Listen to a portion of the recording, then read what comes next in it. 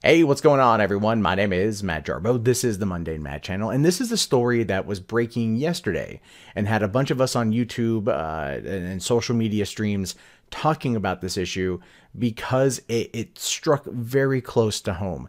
And I'm referring to the shooting death of Heather Anabel, aka Ivy, who was one of the hosts of the Skeptic Feminist, where her co-host, a gentleman by the name of Aleksandr Kolpakov, aka Russian Deadpool, is the only suspect in the shooting, and he has in fact been arrested and charged with second-degree homicide, but that might actually increase to first-degree homicide in the state of Colorado. So basically, here's what went down as far as I know it. Saturday night around 9:30 p.m. local time, Alexander and Ivy were having a stream with their other half, a woman by the name of Harley, and they were well engaged in taking drugs. In fact, Alexander had taken shrooms, and somewhere during the episode of hallucinogens, his PTSD kicked in. He started to believe that Ivy was trying to kill him, and no amount of consoling from either Harley or Ivy was able to get him to calm down. Right around that time, the stream shut down, and then he pulled out a gun, and shot Ivy multiple times in the neck and chest. Ivy then fled from the apartment and sadly passed away in the parking lot. Police showed up on the scene, immediately arrested Alexander, and he is the only suspect, and this is currently where we are. This situation is one that has been politicized heavily in the current channels that I kind of run with, right? So I run in the anti-SJW side of things, the anti-feminism side of things, and there were many people yesterday that were discussing this. I was on a stream with V. Monroe, Sargon of Akkad, Kraut and T was there for a bit, and a few other people, and we were talking about this from probably more of a tabloid perspective, which did in fact anger a few people. Oftentimes in situations like this, humor is the best way to deal with tragedy, and to YouTubers, especially when it comes to this kind of story, is that it has quite a bit to do with the type of character of the person involved.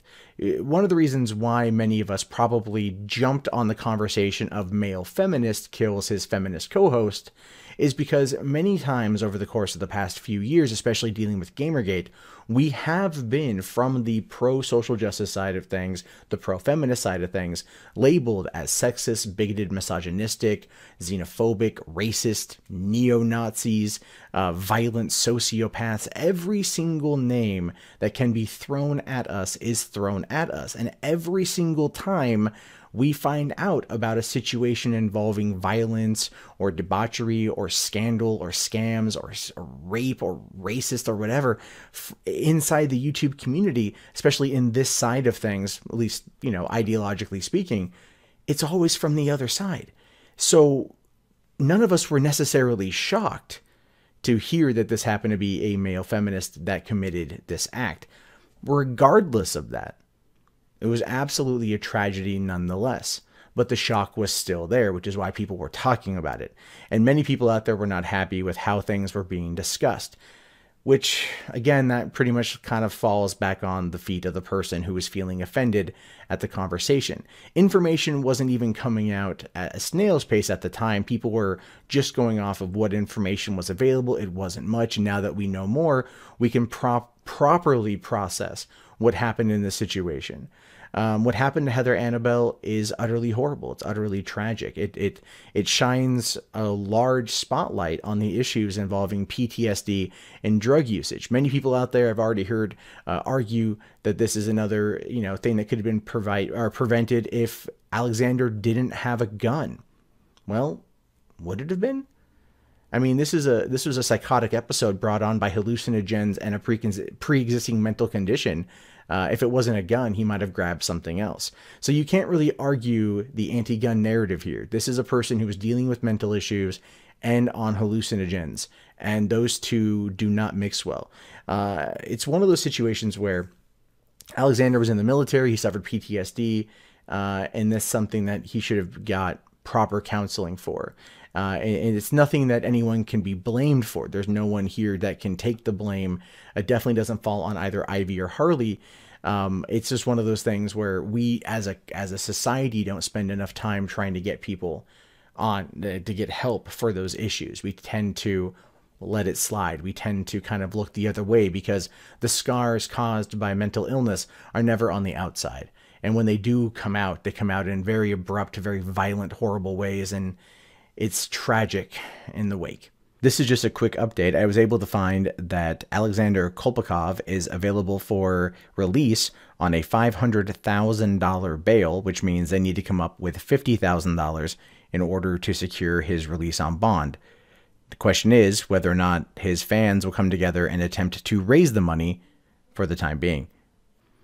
All we can do now is just wish the best for Harley and the friends and family of Heather Anabel and everyone else who was affected by this tragedy. Those of us on YouTube who do this full time, we are aware of who these people are.